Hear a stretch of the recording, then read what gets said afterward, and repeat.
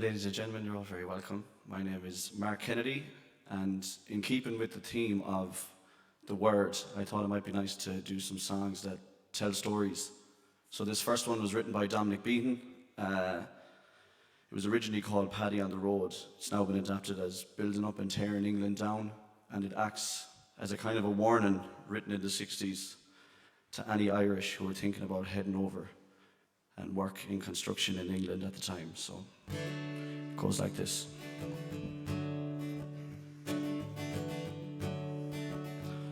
I have won a hero's name with McAlpine and Costain, with Fitzpatrick, Murphy, Ash and Wimpy's gang. I've been often on the road, on me way to draw the dole, when there's nothing left to do for Johnny Lang. And I used to think that God made the mixer pick and hod, so Paddy might know hell above the ground. I've had gangers big and tough tell me tear it all out rough when you're building up and tearing England down. I remember Carrier Jack, he wore a hat upon his back, and he swore one day he'd set the world on fire. But his face they never seen, till a shovel cut it clean into the middle of a big high tension wire.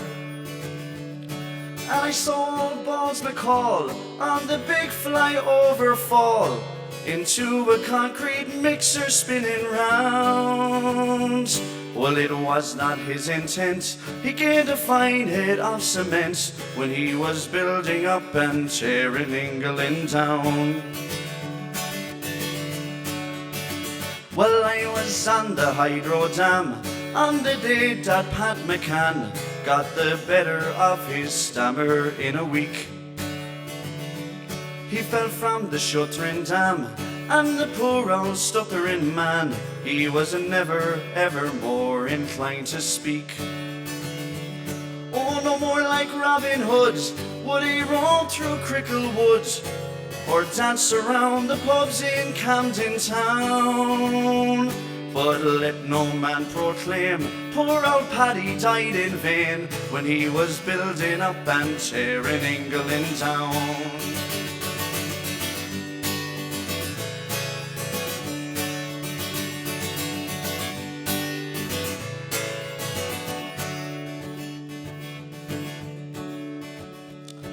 In a tunnel underground, a young Limerick man was found. He was built into the new Victoria line.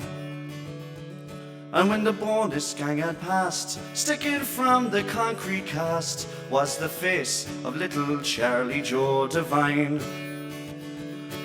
And the ganger man McGurk said Big Paddy ate the work when a gas pipe blew and he flew off the ground. Oh, he swore he'd send down slack, it won't be long until I'm back, and keep on building up and tearing England down. Well, so come all you navvies bulls who do think that English gold is just waiting to be plucked from every sod, or that the likes of you or me would ever get an OBE or a knighthood for good service to the Hod. It's a concrete master race, there to keep you in your place, and a ganger man to kick you to the ground.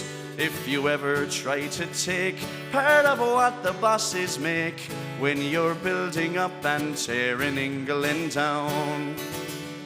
Well, if you ever try to take part of what the bosses make when you're building up and tearing England down.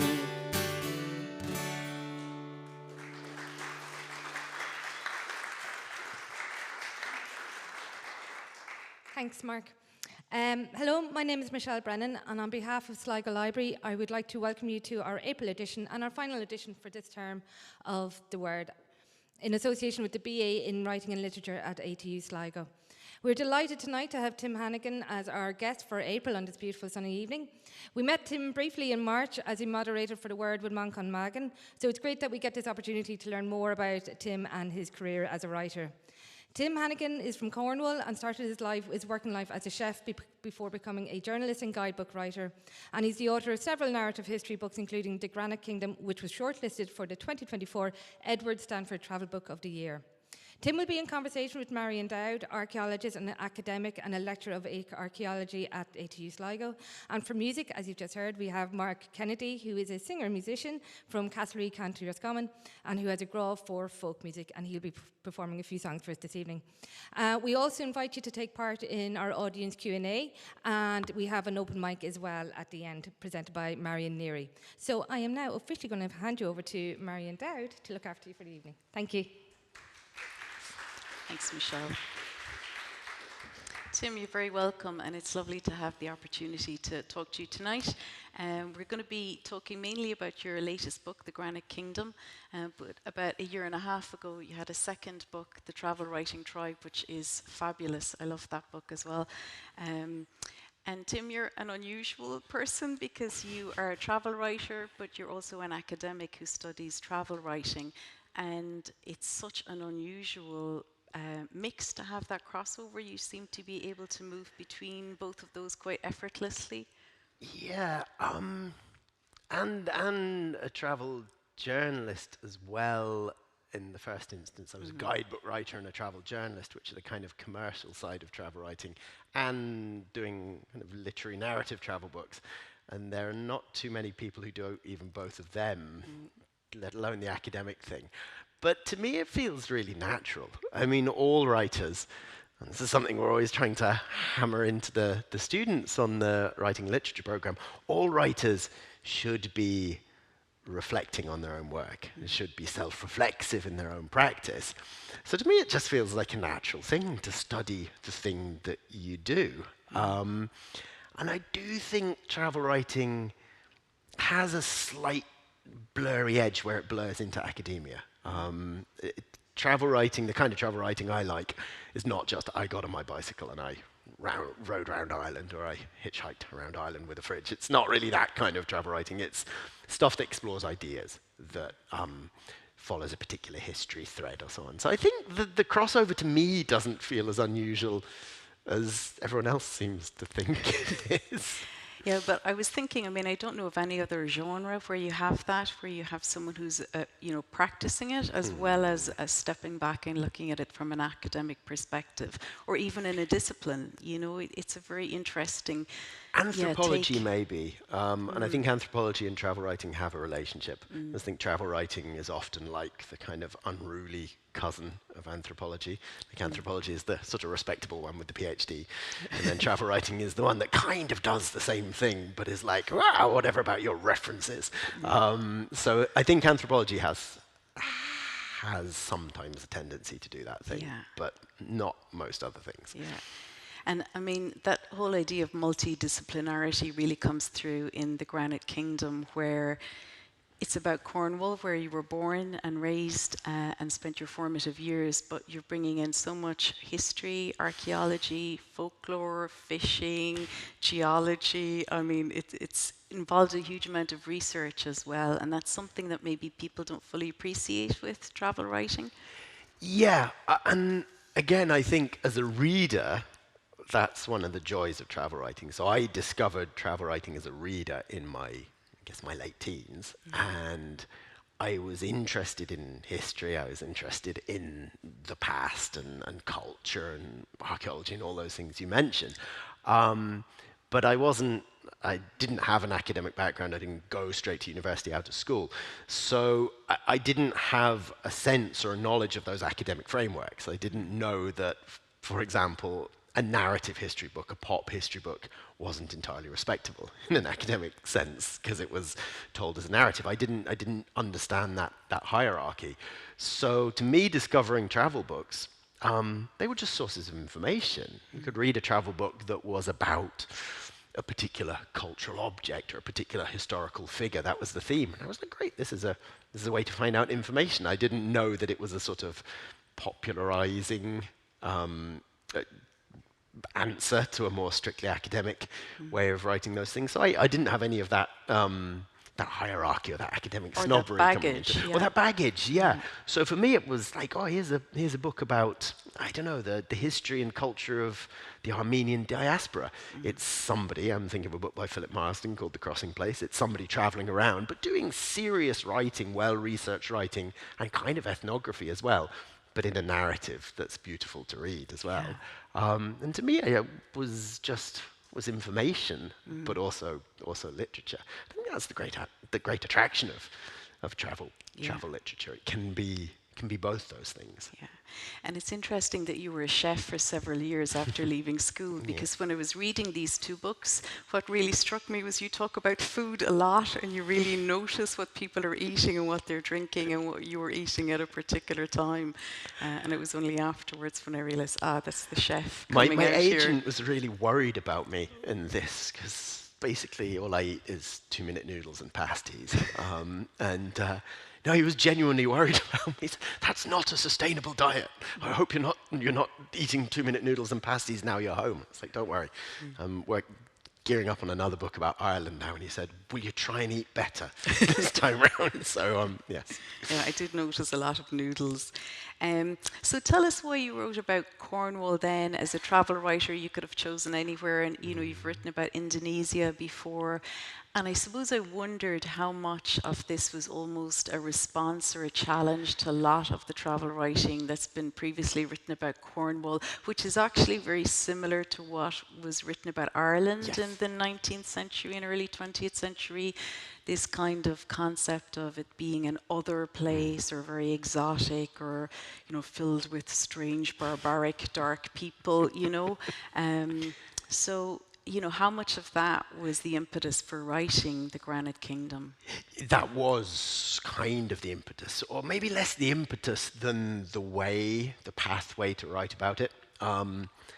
So when I was at primary school, when I'd be writing my poems and my sort of juvenile short stories, they were always about home.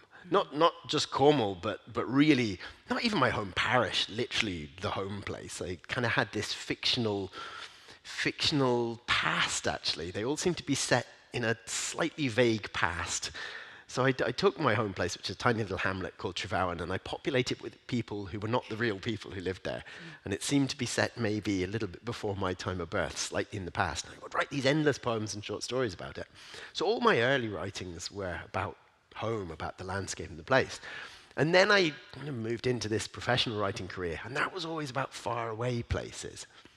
And I think what I realized looking back was the engagement with place was actually about home, and in a way this long voyage out writing about India and Pakistan and Indonesia was a way to try and get myself home as a writer, to prepare myself for writing about place, but the most difficult place to write about, which is the place you come from.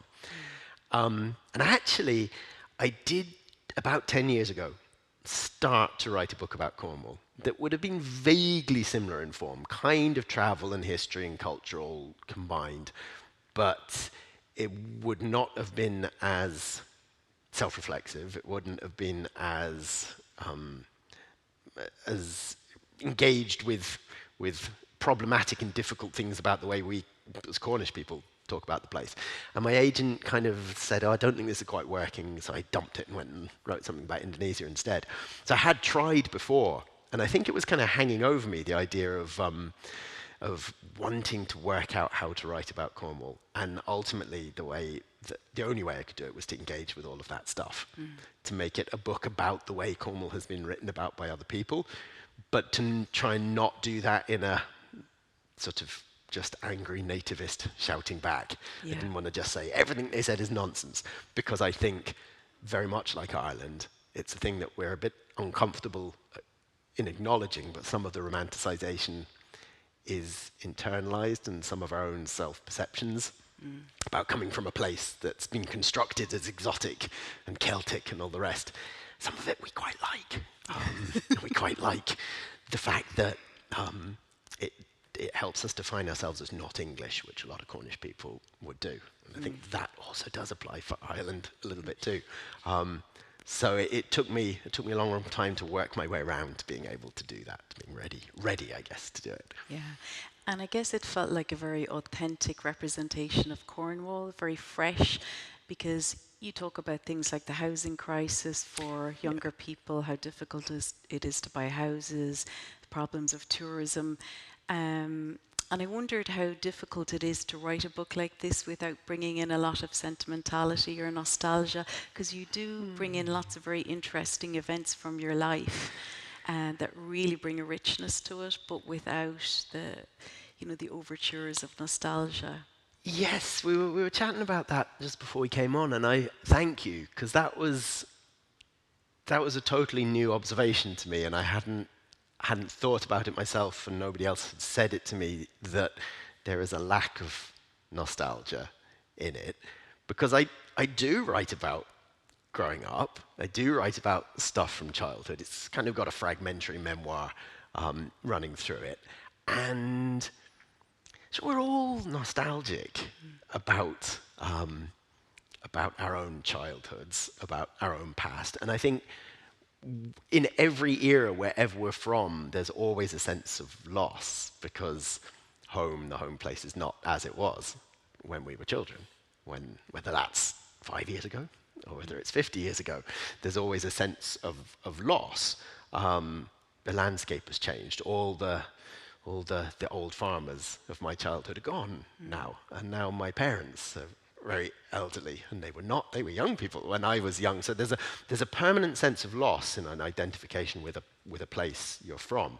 So I think nostalgia is almost always present. And it's interesting that you felt that I hadn't been nostalgic about it. And I think now reflecting on it, I was so aware of how problematic that nostalgia can be when people talk about a place that they may feel has been destroyed by tourism. Because that's a common narrative for Cornwall. Say, when I was young, it hadn't been destroyed by tourism. But you can very easily find people writing in the 1900s telling you that Cornwall has been destroyed by tourism. In the 1900s, before any of us were alive. Saying St Ives is ruined, it used to be a lovely fishing village, but now there are all these villas. Or Newquay is terrible now because they built 3 hotels, or something like that. So that's really common. But also what you'll find, now I was in Cornwall at the weekend for a literary festival and on a panel about Cornwall's past, present and future, and there were the inevitable responses, people saying, Cornwall is an industrial place where farmers and fishermen and miners, and that's what we have to get back to the mines. You can very easily find in the early 19th century, when it was heavily industrializing, people writing about how the mining is destroying Cornwall. And I mean, it physically was destroying it. And Methodism, which became the dominant religious culture in Cornwall, was destroying the traditional village values. They were all going to chapel instead of to church now. So nostalgia always travels with us, and the ideal vision of the past always travels with us. So I think I was so conscious of that probably inoculated me against, even though I am nostalgic about it, I know that my vision of Cornwall as it used to be, or as it should be, is just mine. And it's moving with me, and it will carry on moving with me, but somebody older or somebody younger, their baseline for what they're nostalgic for travels with them as well. The past is always just over the brow of the hill, wherever we are. Yeah.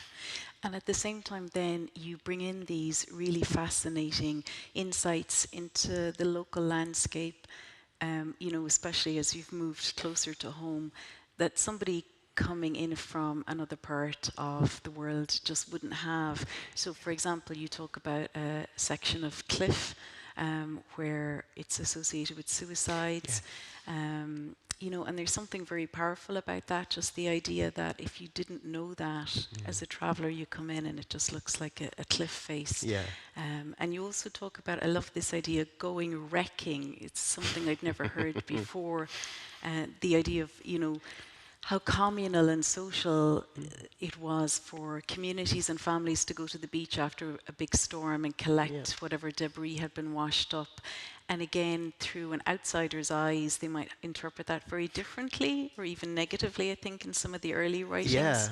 So just briefly to explain the narrative of the book, I'm from the very, very far west of Cornwall. I was born in Penzance, which is sort of the most westerly substantial town, right down at the kind of crook, the final bit of the finger. Cornwall's like a long finger poking out into the Atlantic.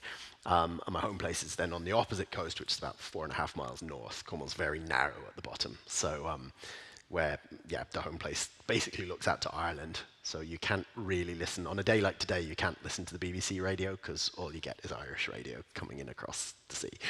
So that's where I'm from. And the journey, I start on the Cornish border, the River Tamar, and then I do this kind of meandering journey, which was 300 miles, wandering up and down and up and down and up and down all the way to the very bottom. So that's the route, and I kind of hang the subjects along the route.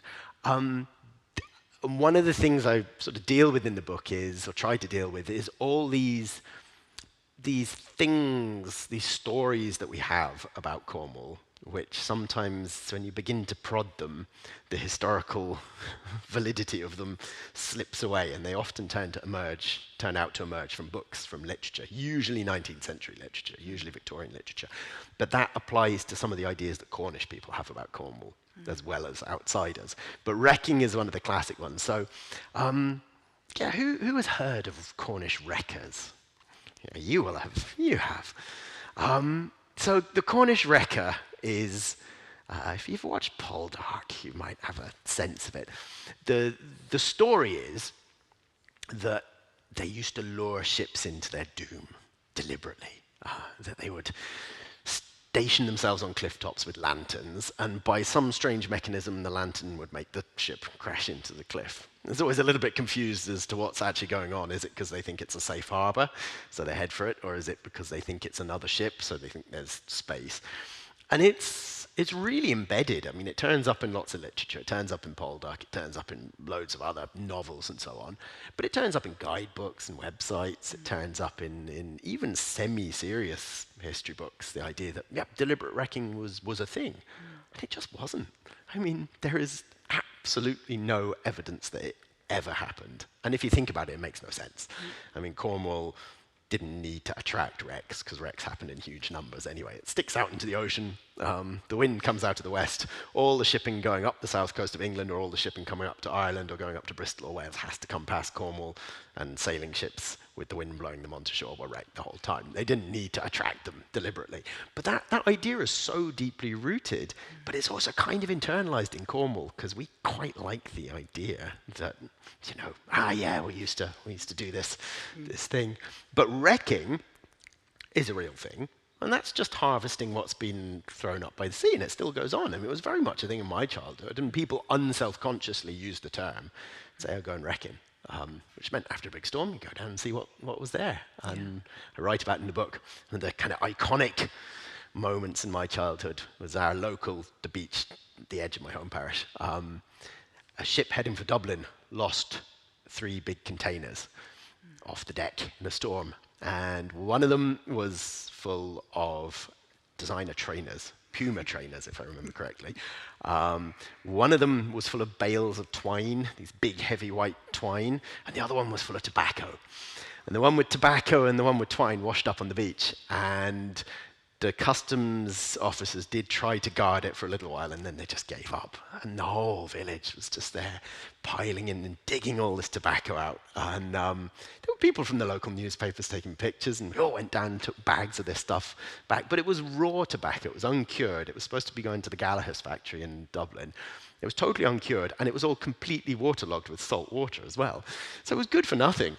But everyone took it home, and there were all these recipes going around the village of what you had to do with it. So you soaked it in the bath, and then you put it in the hot press, or you put it in the oven, you put brandy in it, or whatever else. And people were trying to smoke it for years afterwards. Just clouds of fumes emerging from Pendeen. But that was wrecking.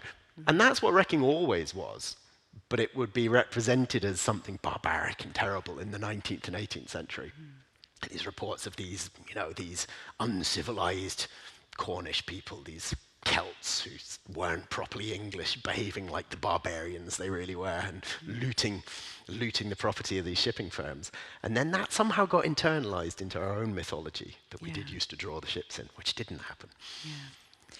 Which brings us nicely into the whole kind of crux behind the travel writing tribe. And one of the things that you were doing in that book is looking at how travel writers have in the past come from a colonial background. They're white, they're male, they're highly educated, very, very wealthy, and there's a lot of kind of ethical issues, often this idea again of othering the country that they visit. And of course this is so well established in Ireland as well with the 19th century travellers in particular.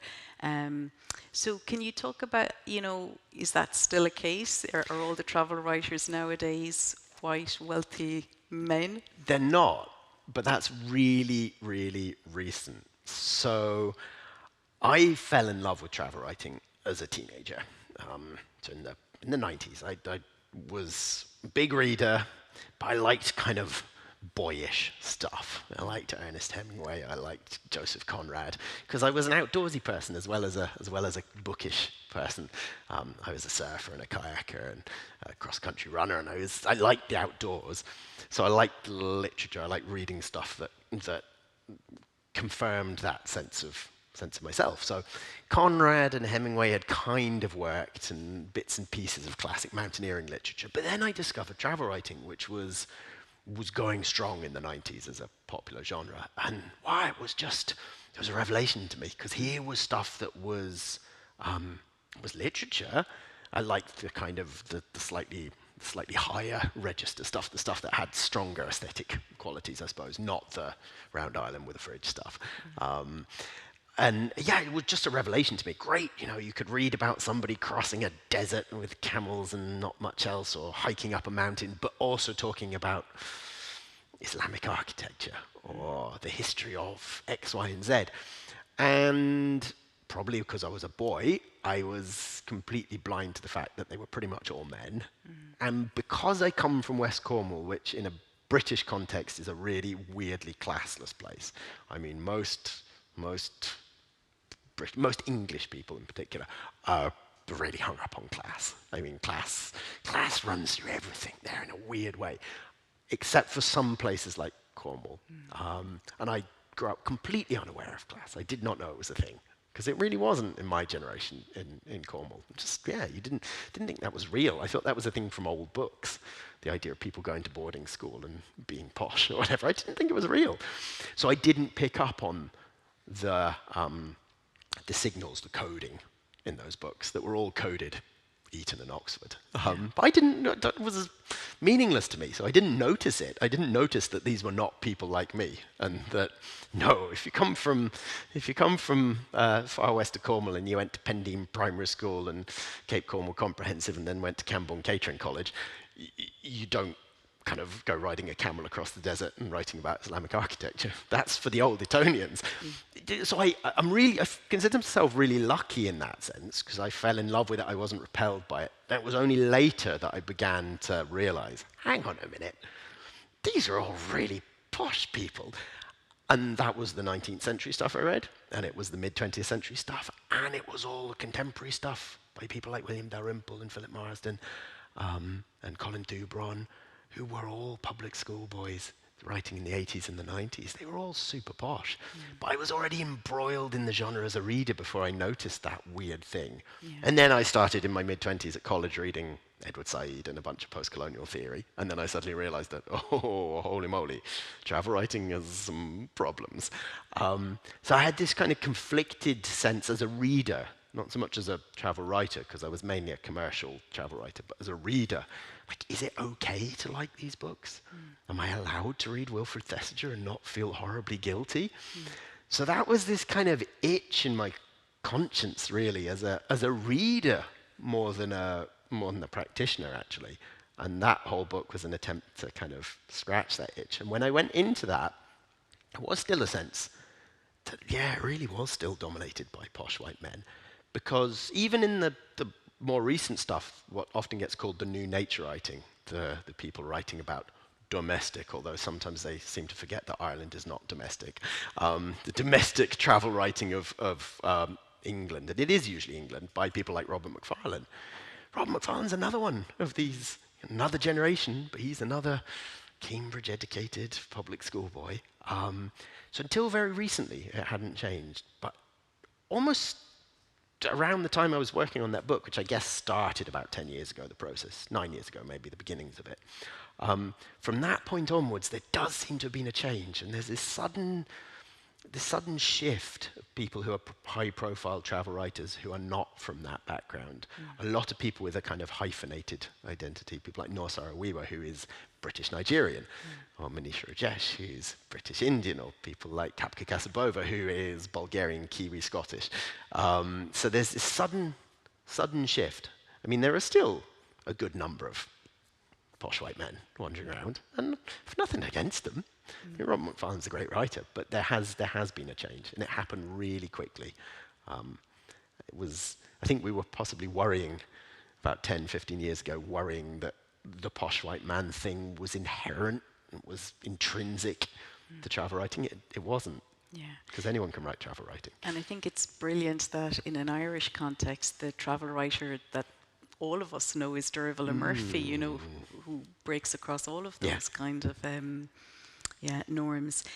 One thing that really struck me towards the end of the Granite Kingdom, you talk about the deep loneliness of the travel writer, and I felt, because when you're reading this, it's so full of excitement and so much, you forget that it's actually such a solitary thing in most cases. And I know some of the older travel writers would have had, you know, an entourage crossing the desert, but it is a very solitary endeavour, and I think readers can forget that. Yeah, you've picked up on loads of really interesting things that other readers haven't mentioned to me. So that and the lack of nostalgia. So thank you. It was lovely to get asked questions by somebody who's read the book in a sensitive way, because things that you don't spot yourself. But yeah, that idea of the deep loneliness, it's right towards the end, because it's a walking journey. So I'm walking, and it's 300 miles, and it's coming towards the end. And it's that feeling of, on a day like today, you know, when the daylight stretches on, when there's a grand stretch, as they say, and you can be walking until like 9 or 10 o'clock at night. And when you're going to camp out somewhere, you don't know exactly where you're going to sleep, and you just think, I can keep going, there's another hour of daylight, I'll keep going. There is this kind of intense loneliness, because there's a sense that you don't get when you're walking at 2 o'clock in the afternoon, because there's heaps of other people walking at 2 o'clock in the afternoon, and they're all going to go home and have their tea and watch EastEnders or whatever afterwards. But when you're walking at 9 o'clock, 9:30 at night on a summer's day, you feel like the rest of the world has moved on. So there is this deep loneliness, and there's a kind of melancholy in it, but it's that kind of attractive melancholy, that loneliness that's compelling and attractive. So there is a deep loneliness, but it's a kind of nice one. That sense of I'm somehow being forgotten. Everyone has gone home, and they forgot to take me with them, but that's okay. Sounds terribly sad. No, it's melancholy. And you know, there is that attraction of melancholy, tristesse, and as it would be in French, that sort of that compelling melancholy. I think that's what it is, of the traveller, of the single figure moving through the landscape. It's not sadness, it's melancholy, and melancholy is one of those things that has that peculiar quality that draws you. Tristesse, I guess it would be. So Tim, I wonder, because we're coming up on time, if you could talk to us about the project that you're working on at the moment, and how, I suppose, as a travel writer, it's so different, the process, because you've kind of got three stages. You've got all of the research, you've got the physical aspect, the actual walking aspect, and then the sitting down at the desk writing. So it's not just like maybe other forms of writing where you just sit down and hope that creativity strikes. You know, you've got these other, maybe a greater degree of planning or organization. Yeah. And I think that's spot on. That's dead right. That does apply to other writing forms and other writing genres. But I think for me, it's one of the great attractions about the kind of travel writing I do, that you do get 3 journeys. You get to enjoy 3 journeys, and they're quite discrete, more so than they would be with some other genres. You get the journey at your desk, the research journey. Sometimes that's also physical archives as well. Travel Writing Tribe, there's a lot of archive work in that. So there was that kind of journey where you're doing the research, you're gathering the material, getting the knowledge. Then there's the physical journey, the walk, as it would have been in the Granite Kingdom. And then you are at your desk and you write. And the writing is another journey, because you relive the journey itself, because you have to remember it and you have to look at the notes and think back on it and get it together, but you also have to draw in the stuff from the research journey as well. So they're quite discrete with travel writing until you bring them all together at the end. So yes, I'm just sort of in the process of embarking on the next one. So the physical journey will happen over the summer, and the research journey is kind of happening in bits and pieces. So this next one is going to be in Ireland. And it will be a long walk again, starting bottom left, ending top right. So it'll be longer again than the Granite Kingdom journey, probably about twice the length in terms of distance, and it'll be a walking journey. I will probably have to break it into a few stages. And the kind of thematic concern is with access to the land, access to the countryside. Very, very easy to do a 300-mile journey through Cornwall. I mean, you're spoilt for choice with footpaths and public rights-of-way and right to roam on the moors and the open country and the cliffs. And it's much more difficult to move across the countryside here, much more difficult. Although historically, if you look at the old maps, there were footpaths here. In the 1940s, the last 1 to 25,000 Ordnance Survey, the whole country is crisscrossed with footpaths, and they have gone. So it's a sort of engagement with that, because for me, walking is a hugely important part of engagement with place, being able to walk, being able to move across the countryside. And I've been here for 10 years or so, and it's something I struggle with, that it's hard to walk yourself into a sense of place. Much harder here than it is in other places, because the access is quite limited.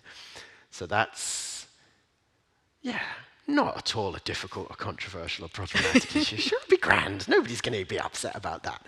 But it will have to involve the kind of self-reflection and the vulnerability. I'm a real big believer in travel writers, or all non-fiction writers, making themselves vulnerable and putting themselves in vulnerable positions. And although I would not call myself English, people hear my voice. That's the word that is branded on my tongue. So if you're dealing with land in this country, and you sound like me, you need a degree of self-awareness. You definitely do. So that will be part of the story as well. But then the other part of that is, so this whole book is about what it means to be Cornish. And am I actually Cornish, even though I was born there? And there are people who would say I was not, even though I was born there. There are some strident Cornish nationalists who would say I'm not Cornish. So I again get to engage with the other side of that in this book, because as my name kind of suggests, in terms of heritage, half of me is Irish, at a slight remove, a generational remove. So there are questions about that. I've never really, even though I've been here and my partner is Irish and my daughter, I guess, is half Irish, which is an Irish citizen, I will have to engage with my Irishness, I suppose, in this book too. So that'll be a bit weird. Yeah, and that's it, isn't it? It's with this travel writing, with that book, you're really looking at identity, and you say quite a bit Cornish, not English. And then, as you say, you've got, both on your mother's side and your father's side, they're not from Cornwall, going several generations back, and your father has the Irish heritage. And now you're doing this project, and it will be, the opposite again. You're That's kind of what I want in travel writing. I want that vulnerability, and that's something I write about in the travel writing tribe. Kapka Kasabova, who is, as I said, she's one of the best travel writers working at the moment. And that comes out of her heritage. She's Bulgarian, but she was a sort of serial emigrant, moved briefly to England, France, New Zealand, went to college, saw out her teens and her college years in New Zealand, has ended up in Scotland, so she's got this kind of really complicated backstory. But she says she wants travel writer to have something at stake. She wants there to be something at stake. She doesn't want them to just be a confident Alditonian striding out across the desert and then going back to the center of the world, as they would see it. She wants something to be at stake. She wants it to be a little bit scary. And that's really important for me, for it to be a little bit like, oh, Jesus. So this one was scary mainly because I was scared of the Cornish nationalists. And actually, I think I've managed, they haven't, but the paperback is only just out, so maybe they were waiting for the paperback. And they're going to come for me this summer. But yeah, I think there should be a vulnerability. You should be a bit scared. Okay, interesting. And then last question, when do you expect that book to be out? When can we see that on the bookshelf? It will almost certainly be spring 2026. Okay. So you've about 2 years' time. Okay, that's when great. it should be out. Well, Tim, thank you so much. It's been so interesting talking to you about your books, and I'd really recommend, I really love both of them, Travel Writing Tribe, which is totally different to the Granite Kingdom, but they're wonderful. Thanks, Tim. Thank you.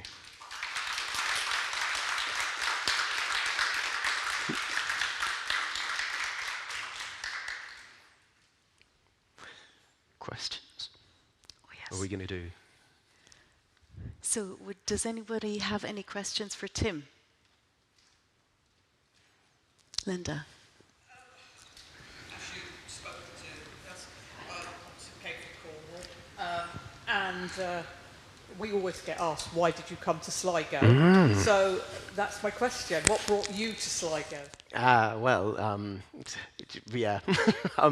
actually live in County Galway. So Cara, my partner, is from Athenry, actually. And it was travel writing in a funny way, because I was in Nepal working on a guidebook. I was in Kathmandu, and I ran into this Irish woman in a guest house in Kathmandu. So that's the story. And people will say, what are you doing here? And they go, woman, of course it was a woman. Yes, that's how that happened. But if I'm not in Cornwall, the west of Ireland is a decent second best, I guess.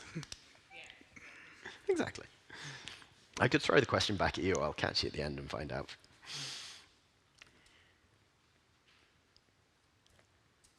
Any other questions? Eamon? Hi. Thanks for that excellent chat and the questions. I just wonder, when you're traveling, whether it's somewhere known or somewhere exotic or far-flung, what efforts do you make to step off the beaten or official path, including given culture or politics or tradition, to find the real truth? Yeah. As I said earlier on, I used to do a lot of travel journalism, and a really kind of simple method, I suppose, which I always used in my travel journalism, was to give yourself some kind of quest. And it would often be something a bit obscure for me. But if you come into a place without a specific purpose, you land into Sligo and you think, I'm just going to see Sligo and write a travel article about it. What you end up doing is doing the standard things. Because if you were to ask in the hotel, if you were to ask in the tourist information centre, if you were to come into the library and say, what should I go see? They'd give you a list of the regular standard top 10 most of the time. But if you've given yourself some kind of quest, and the more obscure the quest is, then you're automatically going to take yourself to different places. So I used to often pick up some random weird historical thing. Like quite often I would pick up a vintage travel book of somebody who'd been to wherever it was. I was in India or Pakistan or Indonesia, somebody who'd been there 100 years ago, and I think I'm going to try and find out how much of that is left. So you go looking around for some random mosque that was mentioned in passing in 1900, and that would take you off into random neighborhoods, and you'd end up sitting and having coffee with people who lived there and chatting about this, that, and the other, and so on. So giving yourself a quest. I don't know what you could do for Sligo. I'm sure there's a million and one things you could. You find some little piece of history, or something like find the best coffee in Sligo. Even that alone would spark conversations that would be different, and then people would talk to you about politics and history and all the rest of it. So yeah, giving yourself a little journey motivation is a really simple thing. You meet people, you walk down side streets, you have conversations that you would never do otherwise. It kind of works.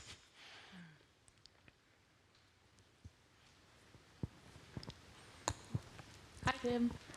I had a question which was more like, have you ever had an experience while you were doing your traveling for your writing that was so like batshit that you haven't written about, that you were like, if I told this to someone, they would be like, no, that did not happen.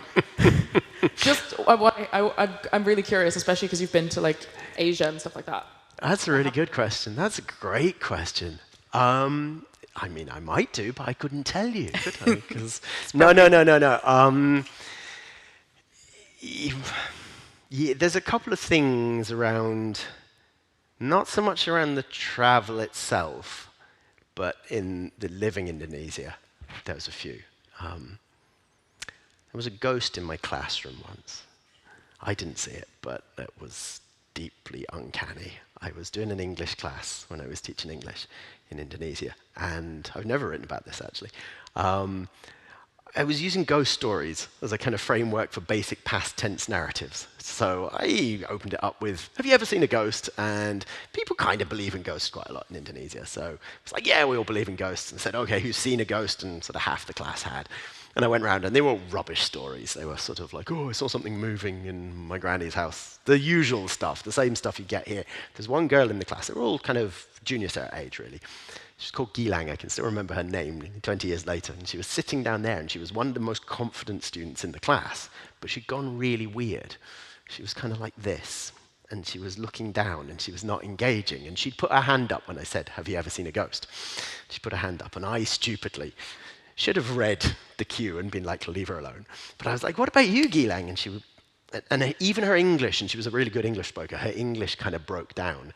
And she was saying, sometimes. I said, when have you seen a ghost? Sometimes. But she'd actually confused sometimes with always. And what she meant was she can see ghosts the whole time because she see dead people. She had sixth sense, which people often believe. Anyway, as she began to, in a really reticent way, tell this story, I was like, so how often?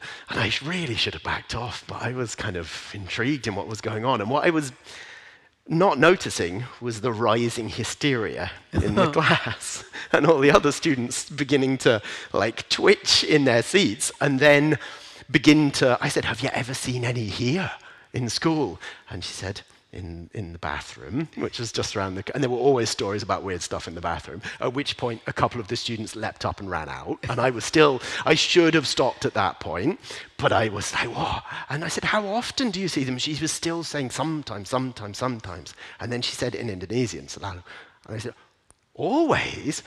And she went, yeah, always. I said, can you see one now? And she went, mm-hmm. Oh. And I went, oh. The last remaining students upped and ran at this point. I said, where is it? And she went, and there was a girl floating on the ceiling with one eye in the middle of her forehead looking down at us. And I was like, oh. And then everyone was gone, and I looked around and was like, oh, that wasn't great professional practice there. I said, Gilang, are you okay? She was like, yeah. She said she's not dangerous, she's just watching. So I was like, okay. And then I went out and I was like, come on, everyone, we better get back to the simple past tense. And they were like, we are not going back in that room. So I had to kind of go up to the office and say, is there a spare classroom? Anyway, end of the day, the head teacher, I was walking past on the way into the staff room, and she said, Tim, she's an Indonesian woman, very experienced teacher. She said, Tim, just step into my office for a minute. She said, you have to be really careful in this country. There was a high school the previous year that had to shut for several days because of an outbreak of mass hysteria around, possessions. So yeah, there you go. Great question. You heard that one for the first time here. I've not written about that one. Thanks. So I think we've time for one more short question, or short answer to a question. Oh, yeah, I'll try.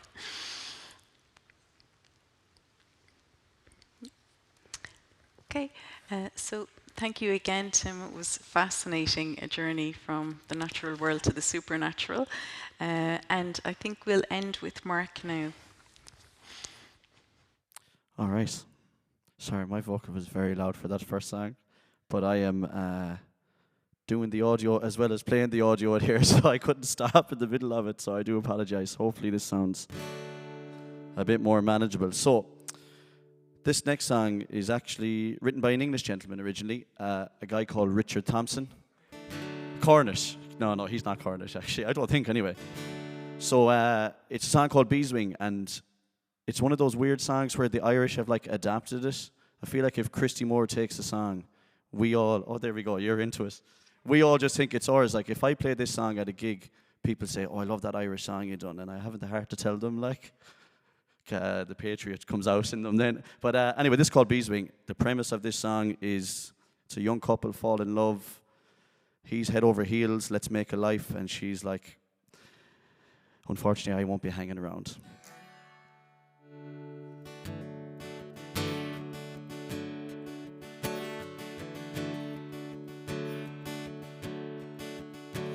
I was 18 when I came to town. They call it the summer of love. The burning babies, burning flags, the hawks against the dove. I took a job at the steaming, I went down in Cauldron Street. I fell in love with a laundry girl who was working next to me. Brown hair zigzagged around her face, the look of half surprise. Like a fox caught in the headlight, there was animal in her eyes. And she said to me, oh, can't you see, I'm not the factory kind. If you don't take me out of here, I lose my mind. She was a rare thing, as fine as a bee's wing. Oh, so fine, a breath of wind might blow her away. She was a lost child, she was running wild. She said, so long as there's no price on love, I'll stay. And you wouldn't want me any other way. We bussed around the market towns, through Picket Town in Kent, and we could tinker pots and pans and knives wherever we went. We were camping down the Gower one time, the work was mighty good. She wouldn't wait for the harvest, I thought we should. And I said to her we'd settle down and get a few acres dug, a fire burning in the heart and babbies on the rug. And she said, oh man, you foolish man, that surely sounds like hell. You might be lord of half the world, you'll not own me as well. But she was a rare thing, as fine as a bee's wing. Oh, so fine, a breath of wind might blow her away. But she was a lost child, she was running wild. She said, so long as there's no price on love, I'll stay. You wouldn't want me any other way. We were drinking more in those days, our tempers reached a pitch. Like a fool I let her run away when she took the rambling itch. The last I heard, she's living rough and back in the Derby beats. A bottle of white horse in her pocket, a wolfhound at her feet. And they say that she got married once to a man named Romany Brown. But even a gypsy caravan was too much like settling down. And the sea rose is faded, rough weather and hard booze. But maybe that's the price you pay for the change that you refuse. And she was a rare thing, as fine as a bee's wing, and I miss her more than ever words could say. Well, if I could just taste all of her wildness now, if I could hold her in me arms today. She was a rare thing, as fine as a bee's wing, oh so fine, a breath of wind might blow her away. But she was a lost child, she was running wild. She said, so long as there's no price on love, I'll stay. You wouldn't want me any other way.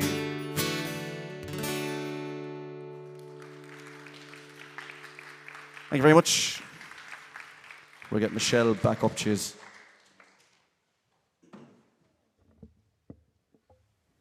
Thanks, Mark. Double jobbing. So Marion's going to do the open mic. I'm not sure, I think it's a short one tonight, but I'll let you do that. And first up in the mic tonight, we have Patricia Keane.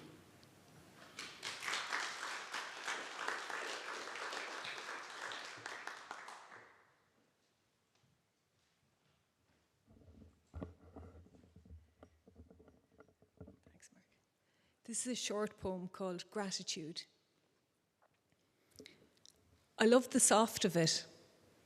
Your earnest little face looked up to tell me this.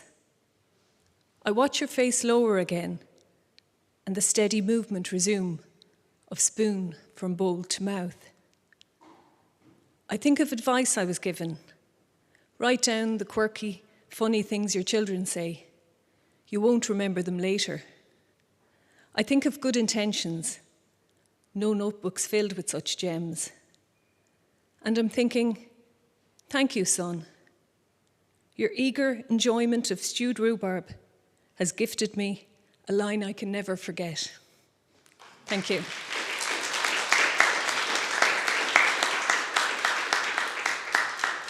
And next up, we have Bridget McMurrough.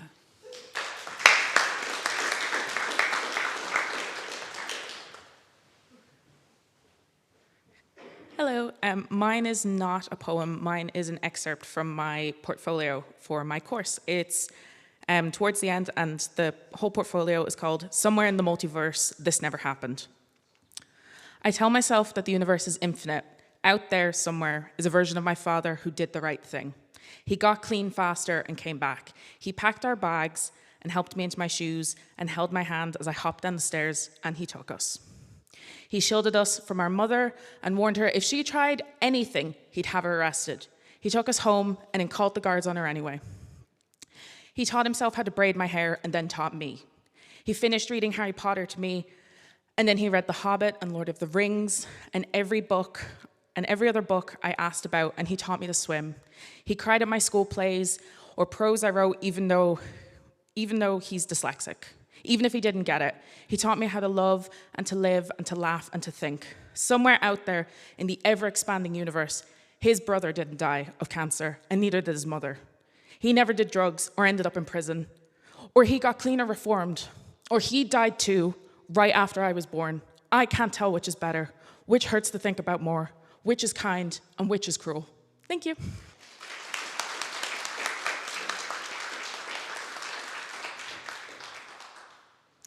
And we welcome to the open mic, Aisling Gormley.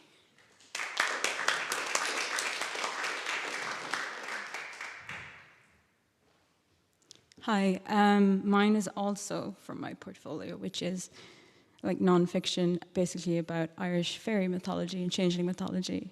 It's called The Way with the Fairies. So this is the introduction.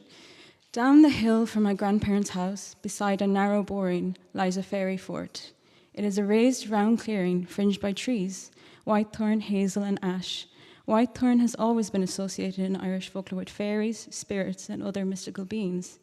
It was said that you should never interfere with a whitethorn tree, for it would anger the fairies and bring misfortune. If you were unfortunate enough to fall asleep under a whitethorn tree, you were in danger of waking up many years later, if you woke up at all. Hazel trees were protectors and markers for sacred places in mythology, and according to legend, 9 hazel trees surrounded the Well of Life. A hazelnut fell from one of these trees into the water and was eaten by a salmon, which was later known as the salmon of knowledge, caught and eaten by Fionn McCool. The fairy fort in Ireland was probably once a prehistoric dwelling, but my great-grandmother fervently believed it belonged to the gentry and was better left alone. My great-uncle, her son, was once planning on cutting away the fort and expanding his land, but she refused to let him do it. The stories of fairies and pishogues passed down by my grandparents have always fascinated me, the kind of stories we never heard from my mother's side, who always lived in town. Growing up in rural Roscommon, I was told stories about fairies by my grandmother, as the area we lived in was rich with folklore history. Thank you.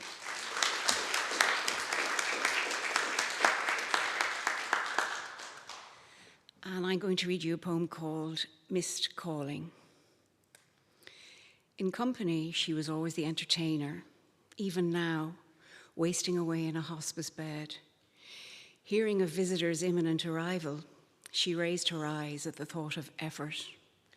But the troops had to be rallied from the cast of characters ever ready to be called. Digging with her elbows, she started a back crawl, inching her way to upright. Pillows now as stage backdrop, breaking the fourth wall of pity for her 2 nieces either side of the bed. She summoned the butcher from their childhood hometown, a cleaver held aloft in one hand, whistling with its rhythmic rise and fall, adjusting a cap jauntily cocked to the side. The pain of laughter amid beds of blank stares, morphined audience at another stage, waiting for her in the wings. And I see her now opening the door to us children coming home from school, all nonchalant as a character other than mother, hair combed down over her forehead, young dentures from early pyorrhea uncaringly pushed out onto her chin. Oh, mother, you missed your calling. An actress is what you should have been.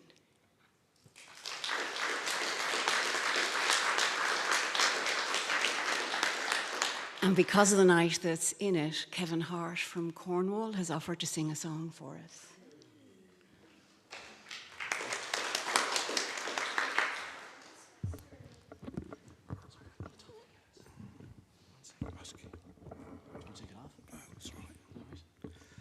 Okay, this is a song about my hometown of Camborne, and it's called Going Up Camborne Hill, Coming Down. I hope I can get the key right. Going up Camborne Hill, coming down. Going up Camborne Hill, coming down. The horses stood still, but the wheels went around. Going up Camborne Hill, coming down. I know her old father, old man. I know her old father, old man. I know her old man. He played in the band. Going up Camborne Hill, coming down. White stockings she wore. White stockings she wore. White stockings she wore, the same as before. Going up Camborne Hill, coming down.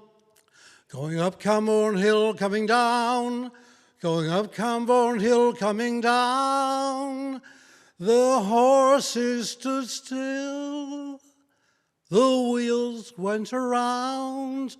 Going up Camborne Hill, coming down.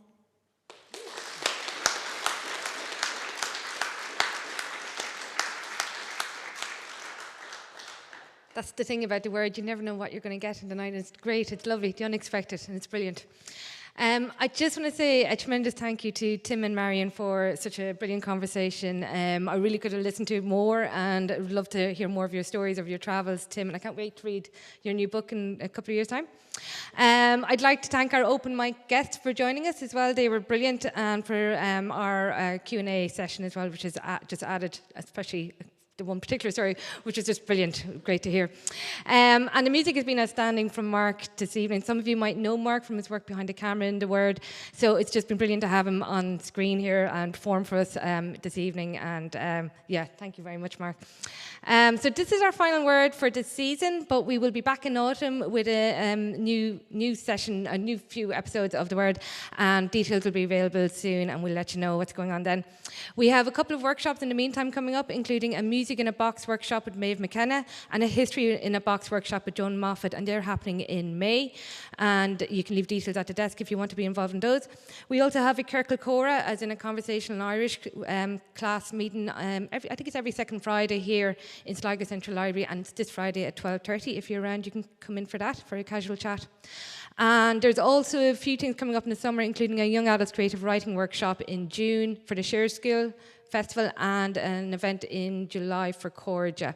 So all these events will be up on our website, and they're available for anybody. If you're a member of the library, if you're not a member of the library yet, you can just go to sligolibrary.ie and join up for free and get access to all our services and all these events all for free. So I'm just going to hand you back over now to Mark for the final song for the evening, and say Gur Mágad agus Slán. Thank you. All right. So for the last one, we'll do a song that's a bit of crack. I don't know the origins of this song, but I do know that it is apparently based on a true story. So it's about a night in a pub in Dundalk where the boys are all in there having the crack, and all of a sudden, what happens at a lock-in? The guards start knocking at the door and ruin everybody's night. So this is called The Night That the Guards Raided Oni's.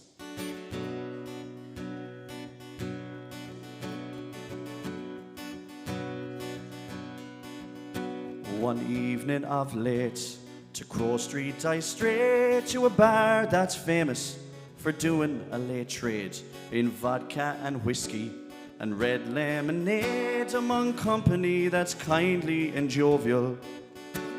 The man from Cannoli put me at me ease, and he sat me down easy beside a big blaze, and he poured me a pint and a half on the place, and another wee drop came from Oni. But for an hour and a half I drank liquor so rare, you'd swear it was brewed by the gods, I declare, out of nectars and honey and lotuses fair, and it freshly came over the border.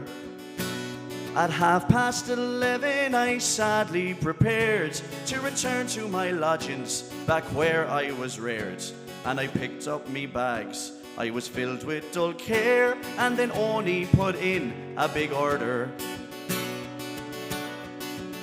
Well, so the tipplers relaxed and returned to their drinks, rejoicing that now they need not feel the pinch. Peter Short finished off the last eighth of an inch. He was supping since 7:20, and the music began in an old-fashioned style. You would travel to hear it for Maddie's a mile.